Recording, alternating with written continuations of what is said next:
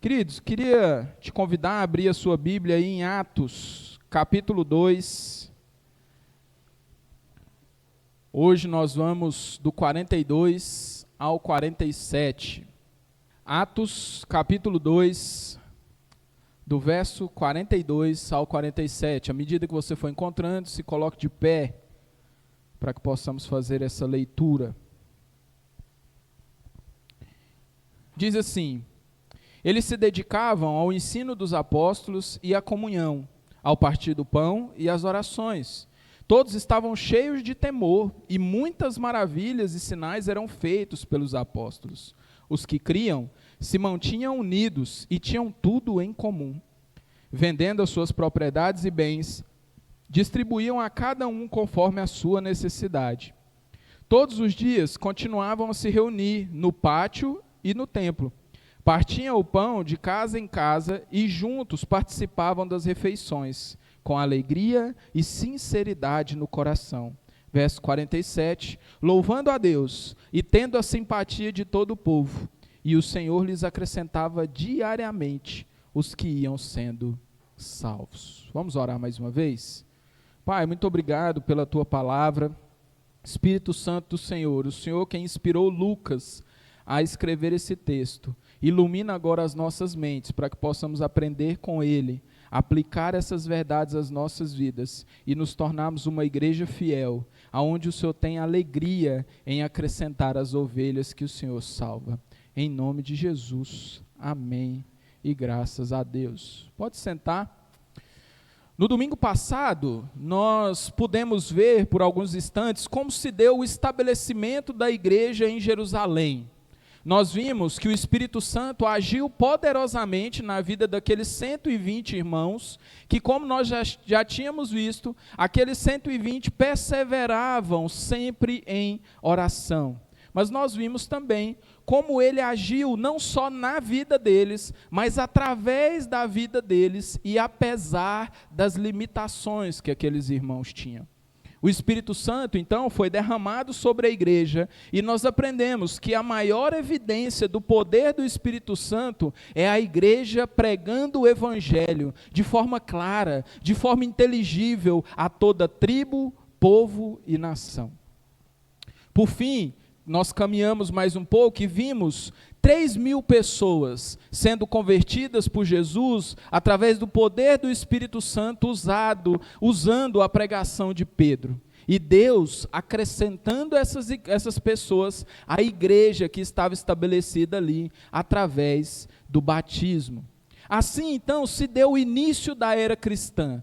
Assim se deu essa mudança de chave, onde o povo deixou de viver como viviam os nossos antepassados no Antigo Testamento. Assim se deu o início, a fundação da igreja em Jerusalém.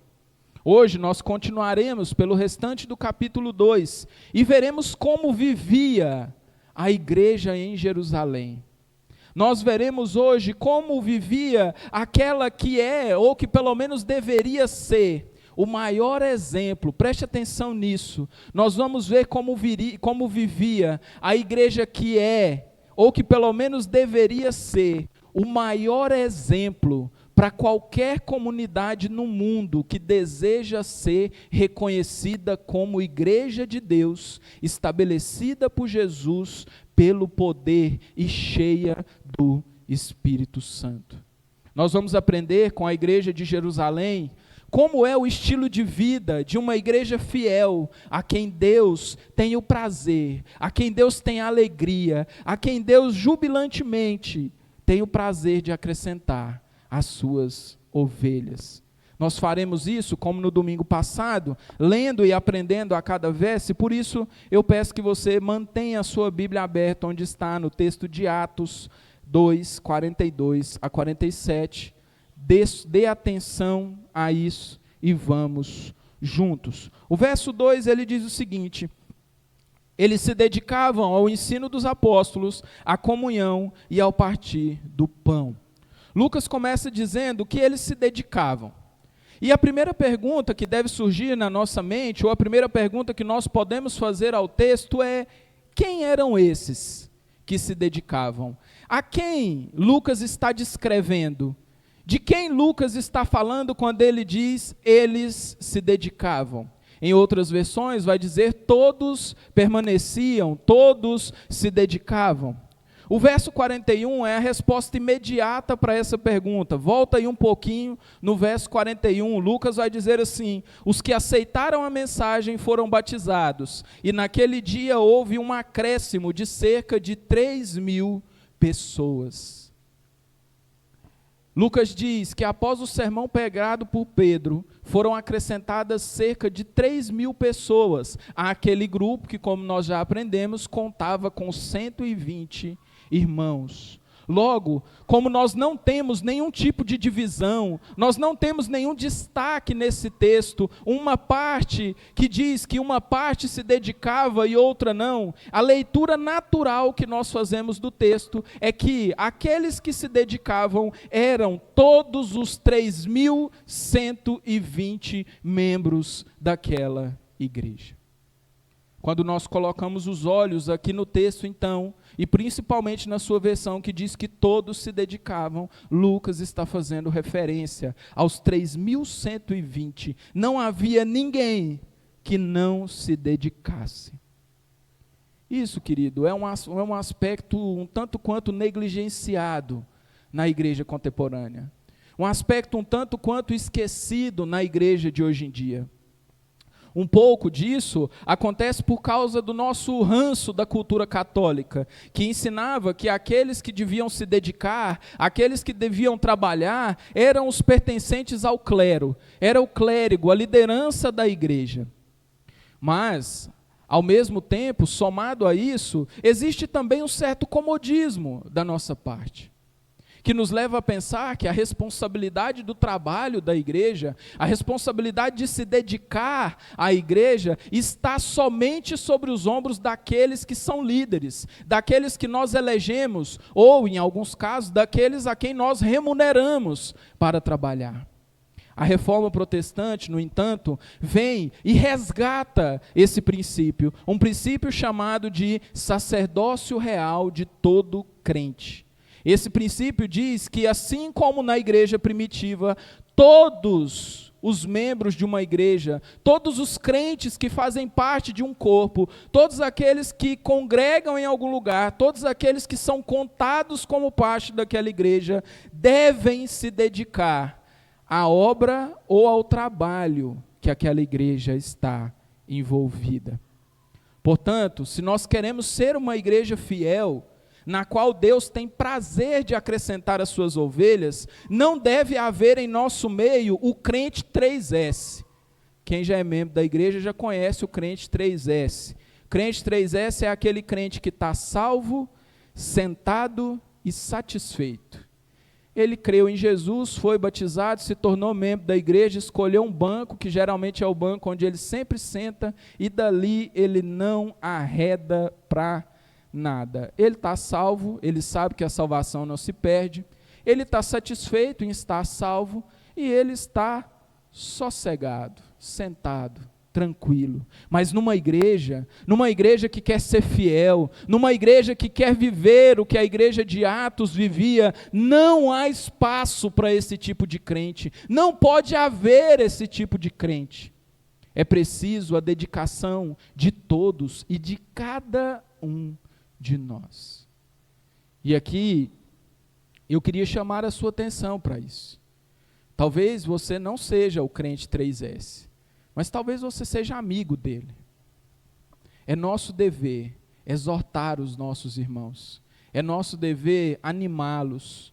O autor aos Hebreus vai dizer isso, nós devemos encorajar os irmãos à prática do amor e as boas obras. Não deixemos, irmãos, é nossa responsabilidade não termos crente 3S nos nossos bancos.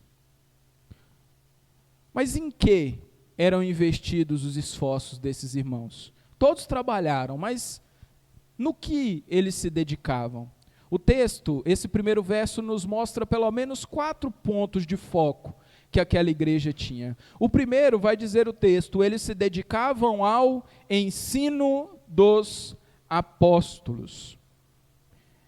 A igreja se assentava diariamente aos pés dos apóstolos, para aprender com eles aquilo que eles tinham aprendido de Jesus.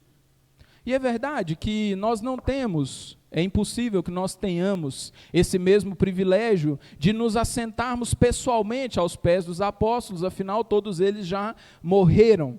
Mas apesar disso, apesar de não termos a figura física dos apóstolos, nós temos as Escrituras. Nós temos aquilo que os apóstolos escreveram. Nós temos as palavras do próprio Jesus, produzidos e mantidos pelo próprio Espírito Santo, que fez com que a Escritura perseverasse mesmo ao longo das eras. Ela permanece inerrante, ela permanece infalível, ela permanece útil para corrigir, para exortar, para ensinar. Paulo vai dizer que tudo que foi escrito para nossa instrução. De modo que todas as vezes que nos dedicamos a aprender da Bíblia, todas as vezes que você se assenta para ouvir alguém ensinar a Bíblia, todas as vezes que você se propõe a estudar a Bíblia, você está, de uma certa forma, se dedicando à doutrina dos apóstolos. Você está, em certo sentido, assentado aos pés dos apóstolos, aprendendo das suas doutrinas. Por isso que nós cremos como igreja que o valor da pregação não está no mensageiro. O valor da pregação está na mensagem pregada. Não há diferença se sou eu que prego, se é o Maicon que prega, se é outra pessoa que se levanta para pregar, porque o valor não está em mim, o valor não está em um título, não está em lugar nenhum. O valor da mensagem pregada é a própria mensagem. Ela perde o valor quando nós abandonamos a palavra e nos propomos a falar de qualquer outra coisa que não seja a Escritura. E aqui eu quero louvar a Deus pela vida da nossa igreja, por ser uma igreja criteriosa sobre aquilo que é pregado, seja nesse púlpito ou fora dele. Não é uma igreja que se satisfaz apenas com qualquer coisa que você invente para falar aqui. Não é uma igreja que se satisfaz apenas com bons sermões de púlpito, mas ela exige daqueles que pregam, daqueles que fazem uso da palavra, uma vida lá fora que seja digna da sua mensagem. E eu louvo a Deus por pertencer a essa igreja e por não precisar ensinar, de certa forma, isso à igreja, por já pertencer a uma igreja que valoriza a mensagem pregada, seja que a doutrina pregada seja a doutrina dos apóstolos, a santa, sagrada Escritura, de forma simples e pura, mas ao mesmo tempo de forma profunda e rica. O segundo princípio que aqueles irmãos se dedicavam era a comunhão. Nós temos visto ao decorrer dessa série, principalmente em Atos, que essa é uma marca rica do povo. Somos um povo que vive junto. Nós somos um povo que, apesar de todas as diferenças, apesar de todas as dificuldades que podem existir em estar junto, a igreja é um povo que permanece junto. A igreja não abre mão da sua comunhão. A igreja não abre mão de permanecer juntos uns aos outros. Permanecemos juntos, pois nós entendemos que a comunhão é o meio pelo qual Deus é glorificado. Deus é glorificado quando o seu povo se reúne em amor, quando o seu povo supera as suas diferenças, supera as suas brigas, supera aquilo que pode trazer separação. Deus é glorificado, a igreja é edificada, o povo de Deus se fortalece, a igreja se torna mais forte e o evangelho é anunciado. Veja o que Jesus disse em Mateus 17, 20 e 21, ele diz, ele está fazendo uma oração ao Pai, e ele diz, rogo, Pai, também por aqueles que crerão em mim, ou seja, eu e você. Jesus orou por nós, por meio da mensagem deles, para que todos, ó Pai, sejam um, como tu está em mim e eu em ti, que eles também sejam um em nós. Para quê, Senhor Jesus? Para que o mundo creia que tu me enviaste. Por isso, querido, eu quero te encorajar mais uma vez e Eu não ligo de, às vezes, ser redundante em alguns assuntos importantes, mas eu quero te encorajar de novo, não abandone a comunhão. Não abandone a vida da sua igreja. Não deixe de congregar. Essa é uma ordem dada pelo autor de Hebreus, Hebreus 10, 25. E não deixemos de congregar como fazem alguns. Pelo contrário, nos encorajemos cada um à prática do amor e às boas obras. Lembre-se, deixar de congregar, negligenciar estar junto da sua igreja, é desobedecer um mandamento direto que está em Hebreus, portanto é pecado. Além disso, a comunhão também é uma marca poderosa de uma igreja fiel. Uma terceira marca presente naquela igreja é a dedicação ao partir do pão. Partir o pão aqui, querido, vai além de dividir as refeições, mas é também uma referência à ceia do Senhor. Acredita-se, a maioria dos teólogos concordam nisso, que a ceia, no princípio da era cristã, ela era celebrada a cada reunião. Então, sempre que a igreja estava reunida, sempre que o povo se reunia, eles celebravam a ceia. Hoje é comum que ela seja celebrada mensalmente, em algumas igrejas a cada 2 meses, e não há problema nessa periodicidade, não há pecado que nós não celebremos a ceia todo domingo. O que jamais pode acontecer é que nós abandonemos essa prática. A ceia, ela é muito importante, ela é uma ferramenta, pelo meio dela, nós nos lembramos e anunciamos o sacrifício de Jesus até que Ele venha. A ceia também é o modo pelo qual identificamos aqueles que professam a Jesus Cristo como Senhor e Salvador. Nós identificamos aqueles que foram unidos à Santa Igreja do Senhor através do batismo. E nós identificamos aqueles que têm mantido o seu testemunho fiel.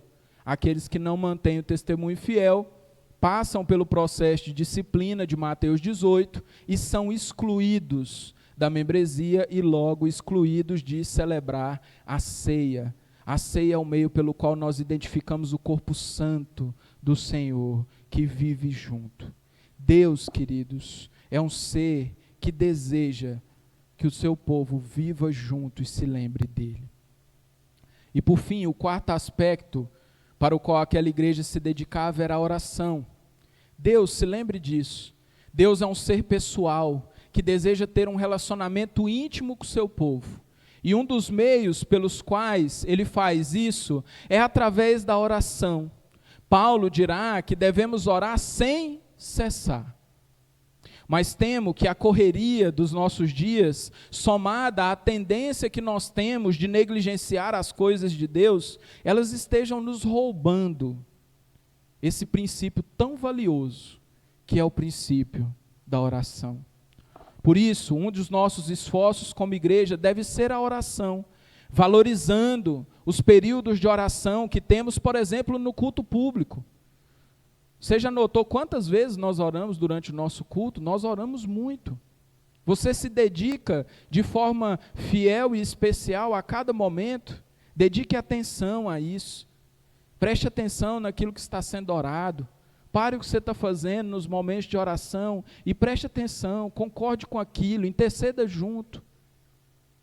Participe do nosso culto de oração na quarta-feira e em qualquer outro momento em que a igreja se dedica a orar.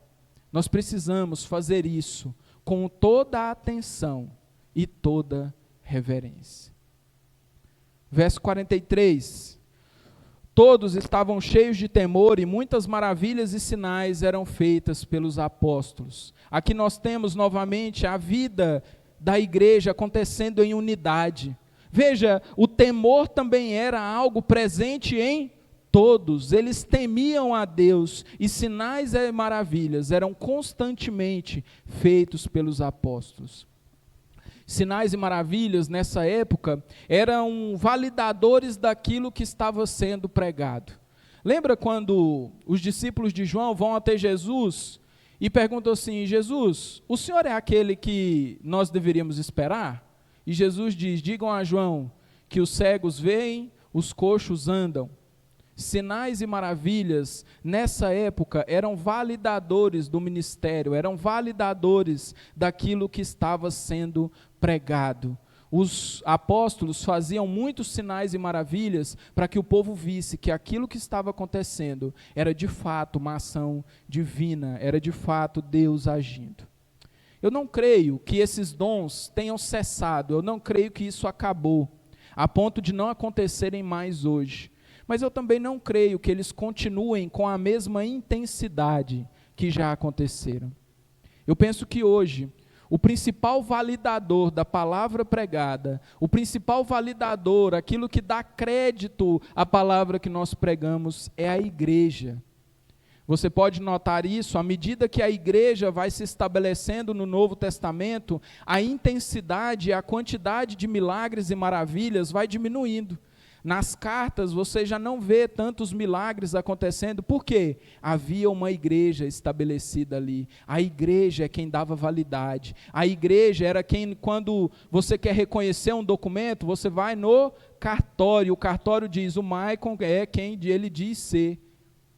Agora os milagres e maravilhas já não são validadores da pregação, mas sim a santa igreja do Senhor. Por isso traz sobre nós uma responsabilidade tremenda. Nós precisamos nos dedicar e viver de forma que o maior sinal e prodígio do Espírito Santo possa ser visto claramente em nós. A salvação que nos leva a uma intensa busca por santidade, que produz constante e significativa mudança de vida. Jesus disse que pela nossa união, o povo saberia que ele veio, que ele foi enviado. Aquilo que dará crédito à nossa igreja é a nossa vida santa. Aquilo que fará o povo levar a nossa pregação a sério é a nossa verdadeira transformação de vida sendo vista pela comunidade lá fora. Verso 44, os que criam se mantinham unidos e tinham tudo em comum. Preste atenção nisso. Lucas, ele faz questão de registrar que todos os crentes estavam juntos. Todos os que criam estavam juntos. Isso nos chama a atenção para uma coisa interessante. Lembra-se do verso 13, que nós falamos há 2 domingos, eu acho? Existiam duvidosos e zombadores no meio do povo. Esses zombadores do verso 13 foram excluídos. O grupo agora é restrito, o grupo agora é fechado. Quem faz parte do grupo? Todos os que criam. Isso nos ensina que membresia de uma igreja é algo muito importante, preste atenção nisso. A membresia da igreja é composta por crentes, de modo que nós erramos ao permitir que descrentes façam parte do rol de membros, tanto quanto nós erramos quando permitimos que crentes estejam fora do rol de membros da igreja. Por isso, se você se enquadra em alguma dessas situações, se você creu em Jesus, mas ainda não foi batizado, ou é batizado, mas ainda não é membro de uma igreja, ou quem sabe, é membro de uma igreja, é membro dessa igreja em especial, e ainda não creu em Jesus. Se você faz parte de um desses 3 grupos, me procure ao final do culto. Eu quero conversar com você sobre a sua situação. Se você creu e não foi batizado, se você é batizado e ainda não é membro, ou quem sabe você seja membro, mas ainda você pode dizer, Joab, eu não creio em Jesus. Fui ligado à membresia, fui batizado, mas ainda não creio em Jesus. Me procure, nós precisamos conversar, precisamos orar juntos. Verso 45, vendendo suas propriedades e bens, distribuíam a cada um conforme a sua necessidade. Querido, isso é maravilhoso. Os crentes da igreja primitiva se dedicavam também à cooperação financeira, e ela acontecia com 3 características. Ela acontecia de forma mútua, todos cooperavam, ela acontecia de forma constante e ela acontecia de forma generosa. Ninguém era suvina, ninguém era ridículo, como diriam os mais antigos. Era uma contribuição generosa. E quando nós lemos esse texto de Atos, nós podemos ter uma impressão errada de que somente os ricos contribuíam na igreja primitiva. Somente aqueles que tinham muito dinheiro ou tinham propriedades para vender era quem contribuía. Mas veja o que Paulo escreve em 2 Coríntios 8, de 1 a 5. Ele diz assim: agora, irmãos, queremos que vocês tomem conhecimento da graça que Deus concedeu às igrejas da Macedônia. Paulo está fazendo uma viagem missionária para arrecadar fundos para a igreja em Jerusalém. E ele chega à igreja de Corinto, e a igreja de Corinto está com o coração duro, não está querendo levantar a oferta. E Paulo diz: olha, eu queria contar para vocês o que está acontecendo na igreja da Macedônia. Verso 2: no meio da mais severa tribulação, a grande alegria e a extrema pobreza deles transbordaram em rica generosidade. Pois dou testemunho de que eles deram tudo o que podiam e até além do que podiam.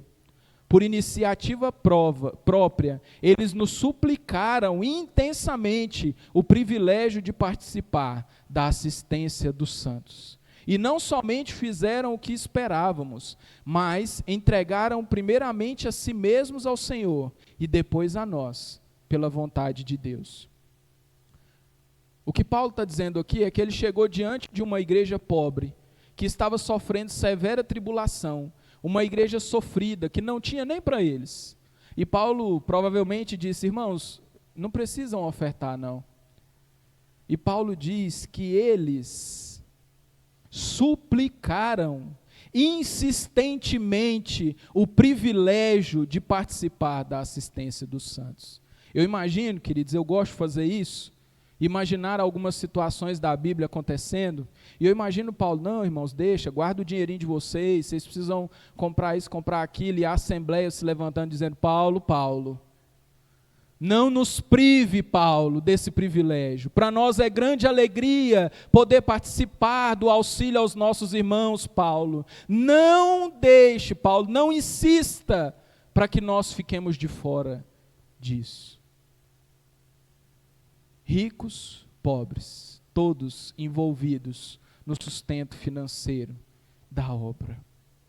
No verso 45, Lucas destaca que as pessoas vendiam as suas propriedades e bens, e o recurso era dividido para quem tivesse necessidade. Veja bem, o que temos aqui não é uma tentativa de igualitarismo, não é uma tentativa de uma espécie de comunismo, como alguns tentam forçar esse texto a dizer. O fato em questão mostra pessoas que de forma voluntária vendiam as suas propriedades privadas com o desejo de que não houvesse pobreza e nem miséria no meio do povo. Ninguém era obrigado a vender nada para doar. Ninguém era obrigado a tirar do seu bolso para ofertar. Isso era algo proativo. O povo mesmo dizia: nós não podemos ter miséria no nosso meio. Nós não podemos ter gente pobre, nós não podemos ter fome no meio do nosso povo. E eles vendiam voluntariamente as suas ofertas. Não caia, querido, nesses golpes por aí, de pastores, bandidos, mercenários, que ficam dizendo que você é obrigado a dar dinheiro, que você é obrigado a vender os seus bens, que você é obrigado a entregar a chave do seu carro. Não é isso que acontece na igreja primitiva. Não há obrigatoriedade. Paulo não ameaça ninguém. Paulo não diz, os apóstolos não dizem que ninguém vai perder a salvação, ou que ela pode ser comprada por isso. O texto diz: voluntariamente eles vendiam seus bens e traziam aos apóstolos. Socorre quem tem fome. O dízimo já não aparece, você não vai ver mais dízimo daqui em diante, no contexto da igreja primitiva. Ele é substituído pelas ofertas que visam o auxílio aos irmãos, o sustento da obra e o avanço missionário. Isso não quer dizer que nós erramos quando nós usamos a nomenclatura dízimo, né? Porque você pode dizer, mas até hoje nós entregamos dízimos, nós estamos errados? Não, não há erro nisso.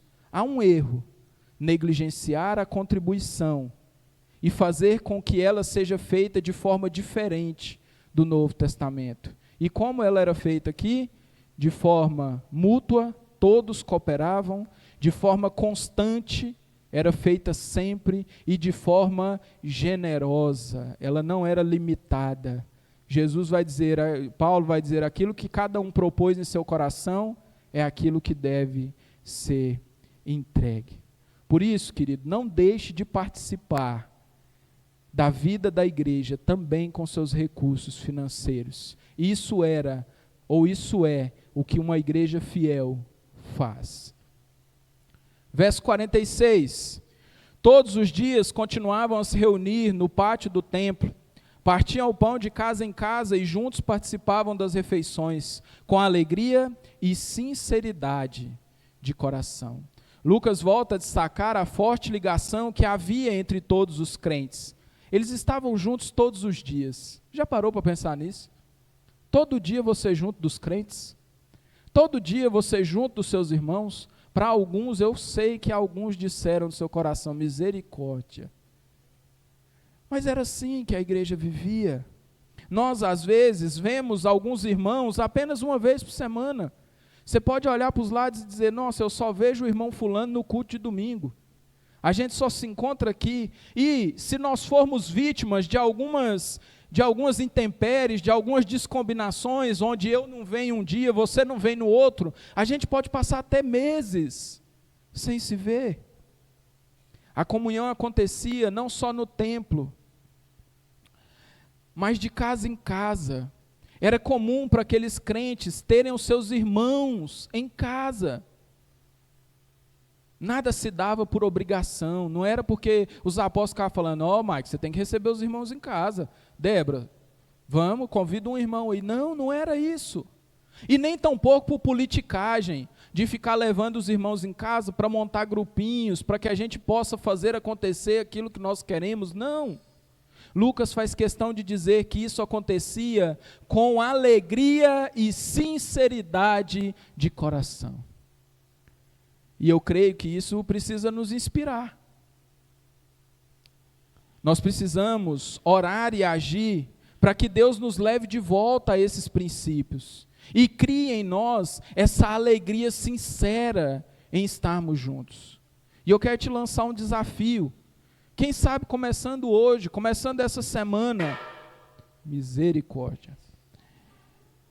Quem sabe começando hoje, quem sabe você comece essa semana, convide um irmão para ir na sua casa.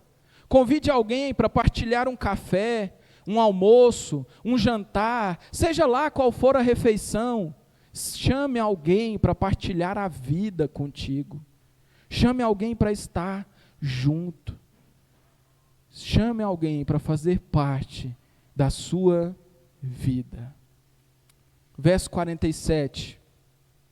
Louvando a Deus e tendo a simpatia de todo o povo, e o Senhor lhes acrescentava diariamente os que iam sendo salvos. Chegamos ao último verso do capítulo. E aqui temos os frutos produzidos pelo estilo de vida que era cultivado de forma perseverante e dedicada por aquela igreja. Por um ou outro irmão? Pela maioria dos irmãos? Não, por todos. O primeiro fruto que é produzido é o louvor a Deus. E lembre-se disso, o Senhor é glorificado e honrado, o Senhor é engrandecido quando a igreja se dedica a viver fielmente dentro dos padrões que Deus determinou. Às vezes a gente está preocupado em viver coisas que nós inventamos, coisas que nós criamos, coisas que nós achamos que é parte da igreja. E nos esquecemos de que o dono da igreja, o Senhor, aquele que estabeleceu a igreja, também estabeleceu seus termos. E aqueles que vivem, a igreja que vive de forma fiel, dentro dos padrões do Senhor, engrandece o seu nome. O segundo é que a igreja tinha simpatia do povo, ou como está escrito na versão Almeida, revista e corrigida, a igreja caía na graça do povo. Já pensou nisso? o povo olhar para a igreja e falar assim: nossa, mas que bom que a IBL está aqui. Olha lá que igreja boa. Como é bom ter uma igreja dessa no nosso bairro. Como é bom ter um povo desse na nossa cidade. Já passou isso pela sua mente? Os crentes eram alegres, festivos. Não era um povo carrancudo, da cara ruim, que vivia emburrado pelas ruas da cidade. Não, era um povo alegre, festivo. Um povo que estava junto, festejando, tomando café, partindo as refeições, se lembrando do Senhor. Mas ao mesmo tempo, eram pessoas íntegras e piedosas. A igreja produzia e fornecia pessoas melhores para a sociedade. A igreja pegava os pecadores, pegava aqueles que eram maus e devolvia bons maridos, boas esposas, ótimos pais, excelentes filhos, os melhores alunos, os mais excelentes profissionais para a sociedade. Pessoas transformadas pelo Espírito Santo. E a igreja, com o seu estilo de vida simples, mas piedoso, impactava de forma extraordinária a sociedade que vivia. O estilo de vida fiel de uma igreja impacta, querido, até mesmo o coração duro dos ímpios. Quem sabe aqueles do verso 13 que zombavam dizendo que o povo da igreja estava bêbado, eram parte daqueles que agora se admiravam. E diziam: que maravilha, olha lá como aquele povo vive, olha como são alegres, olha como são festivos, olha como vivem o que pregam, olha como nós podemos ver que verdadeiramente foram transformados. Nós precisamos viver esse estilo de vida, viver de forma fiel e piedosa, e não só dentro dessas quatro paredes. Não só na casa dos nossos irmãos, não só em ambientes religiosos, mas nós precisamos viver esse estilo de vida com toda a intensidade, com toda a alegria, com toda a coragem, com toda a ousadia na nossa vida pública.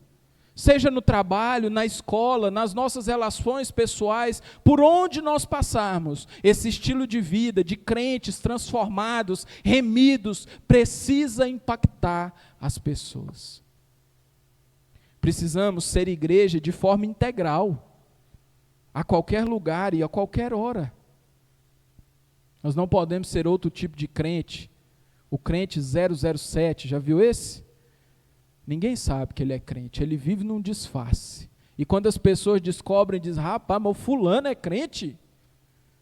E quando ele descobre que o crente é daqui: rapaz, mas aquele fulano é da sua igreja. Nós precisamos viver de forma integral. Jesus, queridos, ainda hoje, todos os dias e a todo momento, Ele continua salvando pessoas e acrescentando as suas igrejas. Jesus ainda hoje continua fazendo o que o final desse verso diz: e o Senhor lhes acrescentava diariamente os que iam sendo salvos.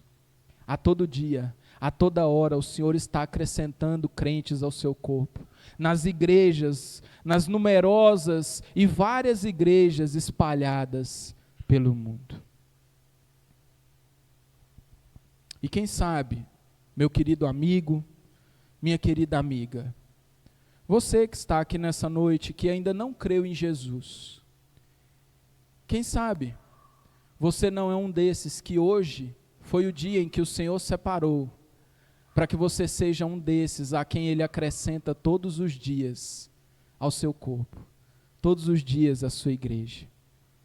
Se esse é o seu caso, eu quero te convidar a crer em Jesus. Não sou eu quem salvo, é Ele quem salva. É Ele quem acrescenta pessoas à igreja, não somos nós. Não deixe para amanhã, o Senhor bate a porta hoje. O Salvador te chama ao arrependimento hoje. Ele te chama a uma vida de compromisso, de entrega, a uma vida de fidelidade, a uma vida que não acaba quando os seus pulmões cessarem de respirar. Há uma vida que não finda quando o seu coração bater pela última vez. Há uma vida que não acaba quando os olhos se fecharem para essa eternidade. Ele te chama hoje para uma vida de alegria. Uma vida desafiadora, é verdade aqui, mas uma vida que jorra para a eternidade, onde não haverá mais pranto, nem choro, nem dor. Tudo isso faz parte do passado, onde não haverá mais morte, onde não haverá mais sofrimento, onde não haverá mais segunda-feira. Só haverá a eternidade para desfrutarmos com Ele. Por isso, creia em Jesus. Seja hoje um daqueles que Ele acrescenta todos os dias à sua igreja, através da fé em Jesus.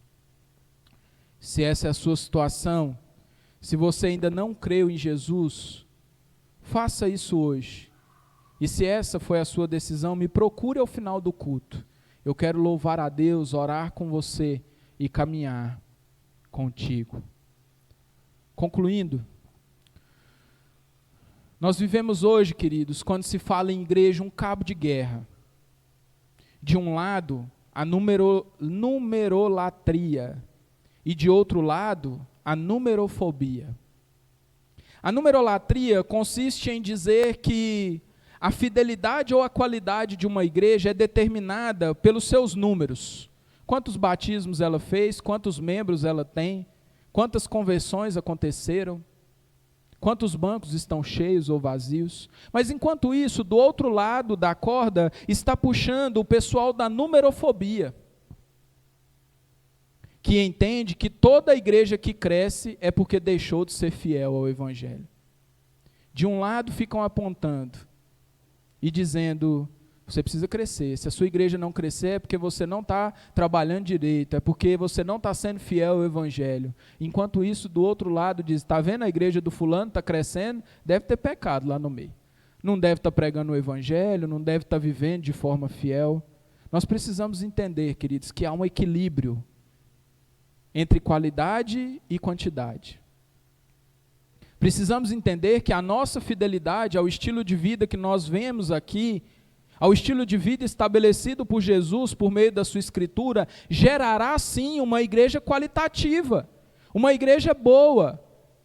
Eu digo isso aos irmãos desde o processo para que eu viesse para cá.